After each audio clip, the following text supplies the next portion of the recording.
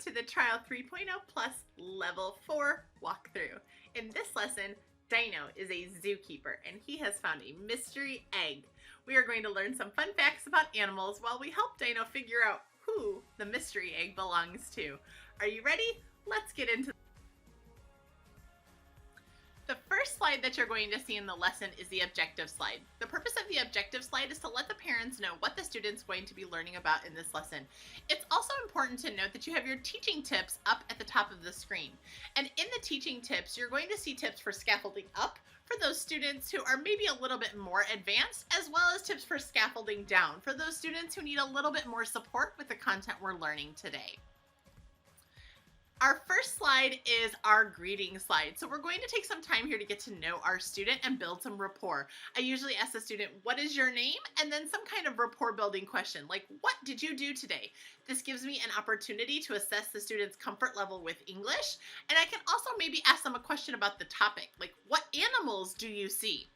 So I'm getting the student talking here, assessing their comfort level with English, and getting ready to go into the lesson content. Please do note that there is an audio button here where Dino introduces himself as well.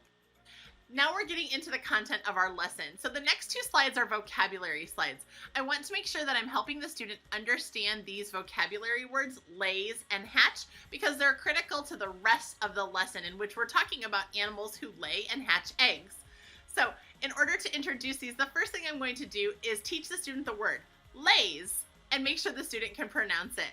Then I can guide the student in conversation around the chicken lays eggs. What other animals do you know that lay eggs? This is also a great time to incorporate props and TPR to help the students understand these concepts. Our next slide, we're going to do the same thing with hatch. So teaching the students the eggs hatch. There's an audio clip on this slide as well, which introduces the idea of the mystery egg that we are learning about. Then we're back to the reward slide. It's important to note that we want to be providing verbal praise to our student throughout the lesson for a job well done. You also want to make sure that you are awarding students stars as they go through the lesson. 5 stars by the end of the lesson for a good job. Then we're going back into our animal lesson and we're going to the reptile house. Slides 6 through 17 in the lesson follow the same 4-slide sequence over 3 times. So first we introduce new vocabulary, then we learn fun facts about the animal, then we're going to do a practice activity, and then we're back to that reward and transition slide. So you're going to do 3 sets of this sequence. Let's look at the first one. Our first vocabulary word is alligator. Again, I'm bringing in those fun props. I'm going to get my student doing TPR with me. I really want to engage my student around this topic.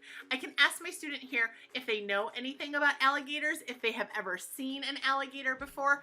I want to build that knowledge, and remember, the goal is to get the student talking. So I want to get the student telling me what they know about alligators. Our next slide then is the fun facts slide. So we're going to learn some fun facts about alligators. To scaffold down here, I can read the fun facts to the student and then ask a flipped question to get the student to read them back to me. For example, I could say, an alligator lays 10 to 90 eggs. How many eggs does an alligator lay? And have the student repeat that sentence back to me. If I want to scaffold up, I can have the student independently read here. Our next slide then is our activity slide. So each animal will have an activity that we're going to complete. Here, we're looking for hidden words in the alligator. I might tell the student, I see lay. Do you see any other words? And see if the student can find those. I can extend here by having the student use those words in sentences or telling me what those words mean. And then we find ourselves back at the reward slide where I'm going to take the opportunity to award a star, tell the student they are doing a great job, and then transition to the next section, in this case, Polar Land. We're going to go through this same sequence to learn about penguins, the fun penguin facts, and then an activity around penguins. Back to the reward slide again, time for another star and a job well done.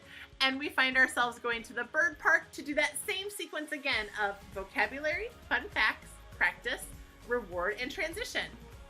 So we have ostrich, fun facts about an ostrich, and this is my favorite place to pull in my favorite prop, my ostrich prop.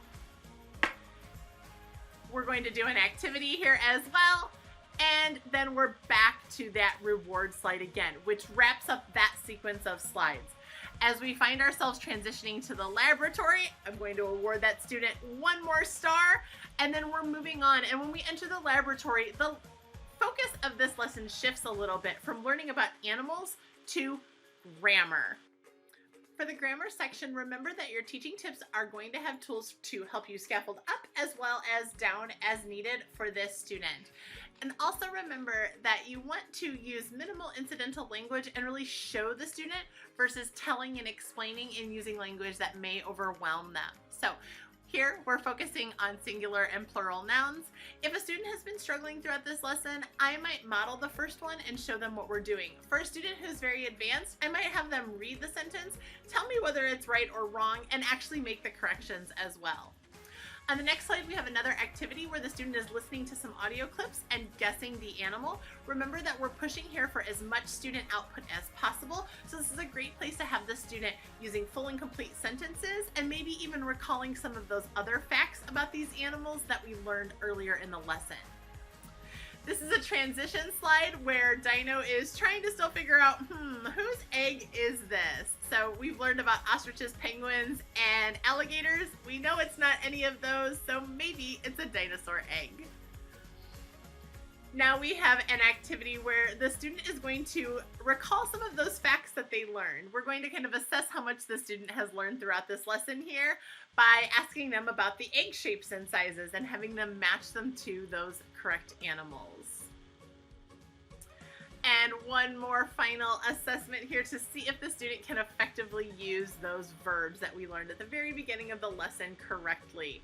If you have some time here and want to extend, you can talk about those facts that you learned about those animals, or maybe even have the student use lay and hatch in a sentence about one of the other animals.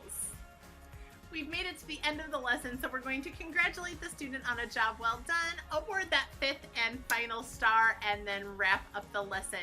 Here we have a riddle where the student can guess what animal it is. If you need some extra extension, this would be a great place to have the student speak and give you their own riddle as well. And then lastly, we're going to end the lesson with a warm goodbye. Tell the student we will see them next time and thank them for a great job today. You do have a blank slide at the end should you need that for an extension activity as well. So that is Trial 3.0 Plus Level 4 teachers. Happy teaching!